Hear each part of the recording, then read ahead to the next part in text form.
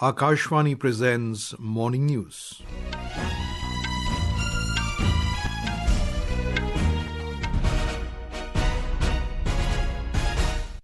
Good morning, I am Abhishek Mukhopadhyay. The headlines. Prime Minister Narendra Modi to hold bilateral talks with Sri Lankan President Anura Kumara Dissanayake in Colombo today. Several India-backed initiatives to be announced across various sectors. Home Minister Amit Shah to hold a review meeting on anti-Naxal operations at Raipur in Chhattisgarh today. President Droupadi Murmu gives assent to Immigration and Foreigners Bill 2025. US stock markets tank as China retaliates with 34% tariffs on American imports. And in shooting, India's Sifth Kaur Samra wins gold in the women's 50-meter rifle 3 positions event at ISSF World Cup in Argentina.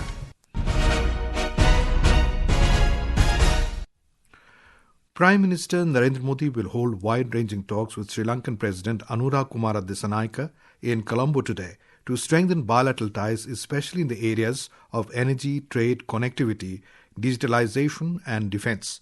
Mr. Modi arrived in the Sri Lankan capital last evening for a 3-day state visit to the island nation. Prime Minister Modi landed in Colombo to a rousing welcome as top ministers from President Dissanayake's cabinet received him at the Bandara Naike International Airport. Mr. Modi is the first foreign head of the government to visit Sri Lanka since President Dissanayake assumed office in September last year.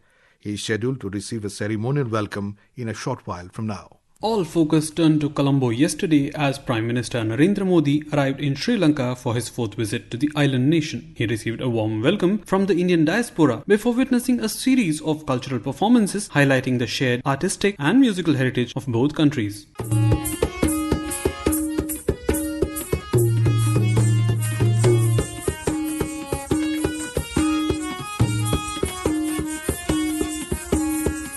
Speaking exclusively to Akashvani, Director of Swami Vivekananda Cultural Centre, Professor Ankuran Datta, described the cultural exhibits that were witnessed by the Prime Minister. Rupkade Natte is a string puppetry theatre in Sri Lanka, and it is the only performing art under the UNESCO Intangible Cultural Heritage of Sri Lanka. And so he performed a Ramayana. The entire story is based on Ramayana's Sundarkand. With Sri Lanka being integral to India's neighbourhood first policy, the visit will focus on strengthening defence ties and enhancing cooperation in energy, trade and connectivity with the Indian neighbour. Speaking exclusively to Akashvani, High Commissioner of India to Sri Lanka, Santosh Jha, has said that the Prime Minister will witness signing of agreements in various sectors, including defence and energy. We of course expect a number of outcomes. There will be agreements that are being prepared for signing, which may include areas like health. There will be on digitization, on defence, on energy. So we make the formal announcements. We'll have all the details. Mr. Modi is set to hold talks with the Sri Lankan President Anura Kumara Dissanayake, following which several India-backed initiatives will be announced in various sectors. Apart from witnessing the signing and exchange of agreements,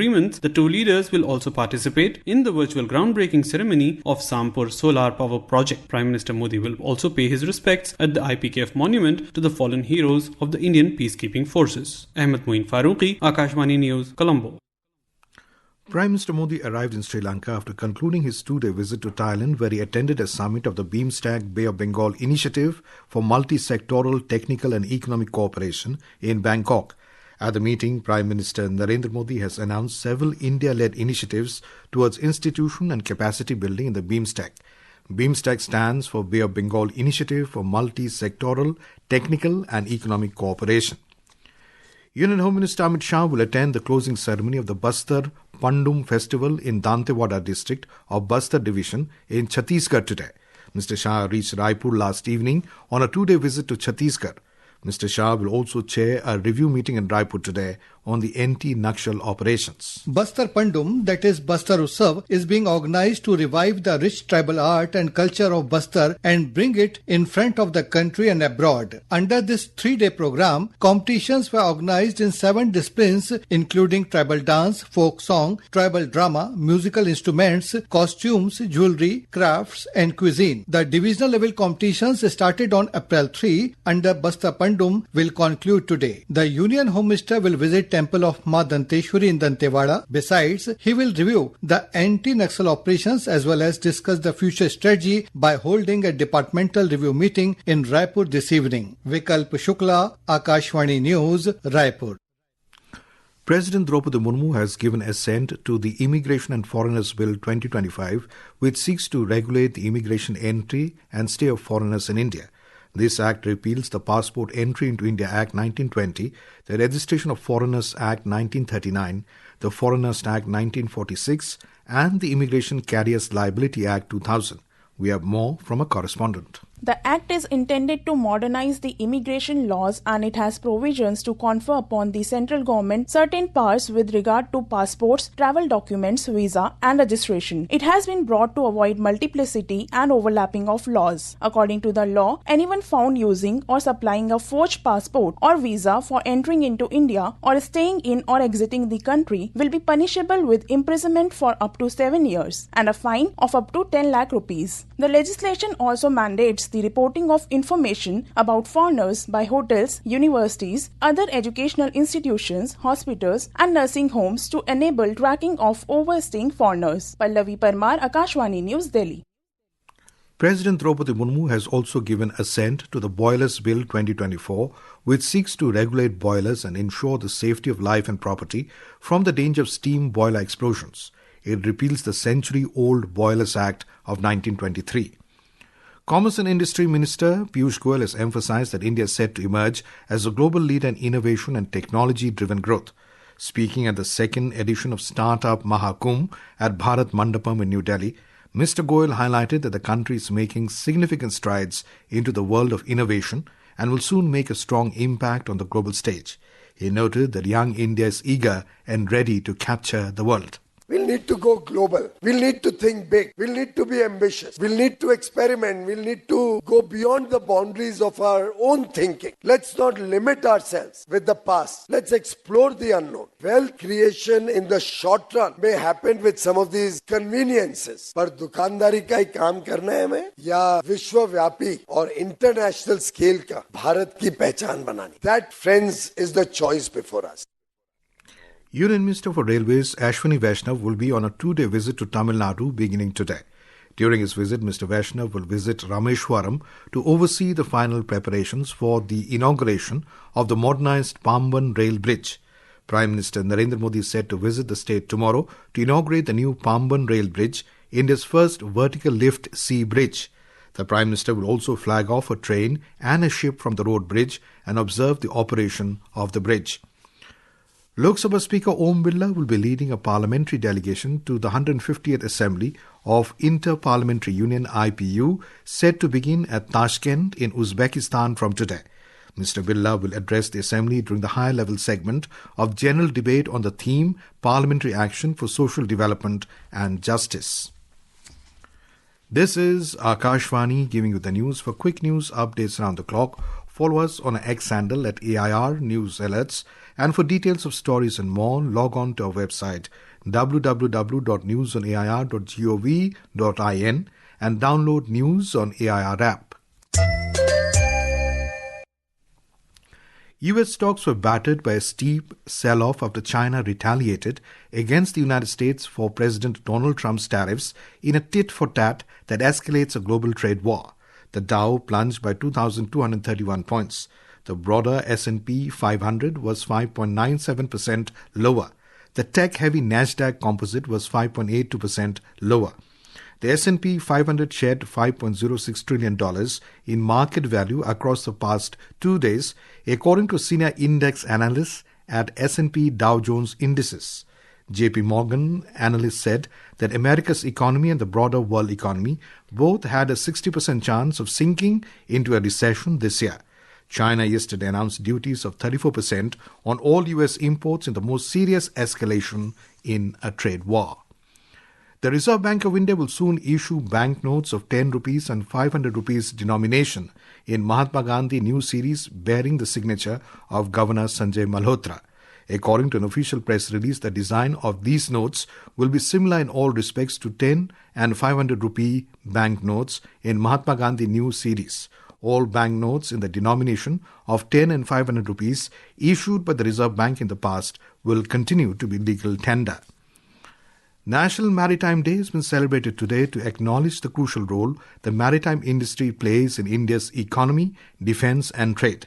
As part of this recognition, India is developing its first ever National Maritime Heritage Complex at Lothal near Ahmedabad in Gujarat, in line with Prime Minister Narendra Modi's vision of Virasat Bhi, Vikas Bhi. We have a report. Lothal is home to the archaeological remains of one of the world's oldest Indus Valley civilization. Once a thriving maritime trade hub, Lothal now stands as a site for the upcoming National Maritime Heritage Complex, a tribute to India's glorious maritime legacy and cultural heritage. The complex, which is being built at an estimated cost of 4,500 crores on 400 acres of land, will feature Lothal mini creation along with 4 other theme parks. The world's largest maritime museum is also being constructed in the complex by the Ministry of Ports, Shipping and Waterways. The complex will also have special attractions including the world's tallest lighthouse museum, floating restaurant and a maritime university. Aparna Khund, Akashvani News, Ahmedabad. India will launch a pioneering interministerial scientific study to address zoonotic spillover risks at the human-wildlife environment interface. This unique study will be conducted in select bird sanctuaries and wetlands across Sikkim, Maharashtra and Tamil Nadu, leveraging the One Health approach to monitor the health of both human populations and migratory bird species. Union Health Ministry said the comprehensive research project aims to develop a real-time surveillance model to detect and diagnose zoonotic diseases.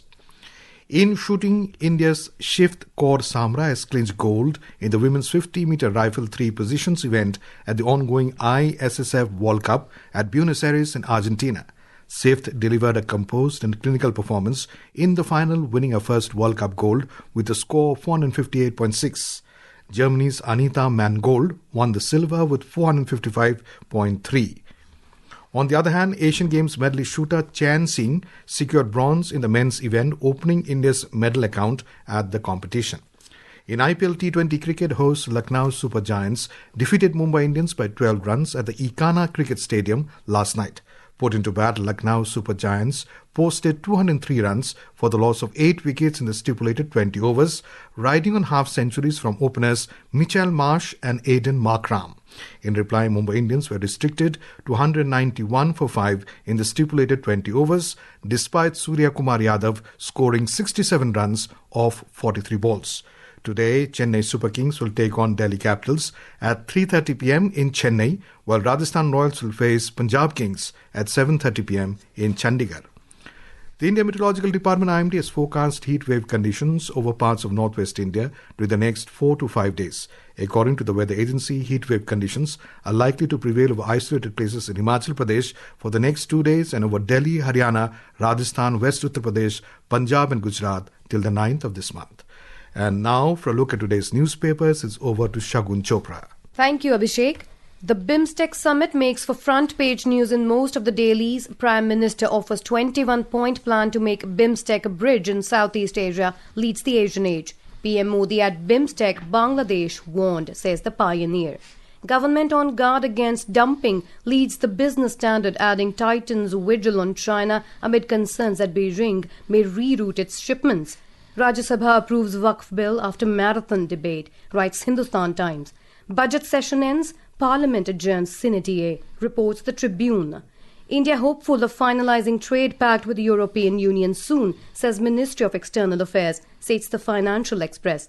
Veteran actor Manoj Kumar passes away, reports the Statesman. And finally, Shankar Shad, Delhi's longest-running mushaira and an ode to poetic unity, to host its 56th edition today, informs the Indian Express. And with that, it's back to you, Abhishek.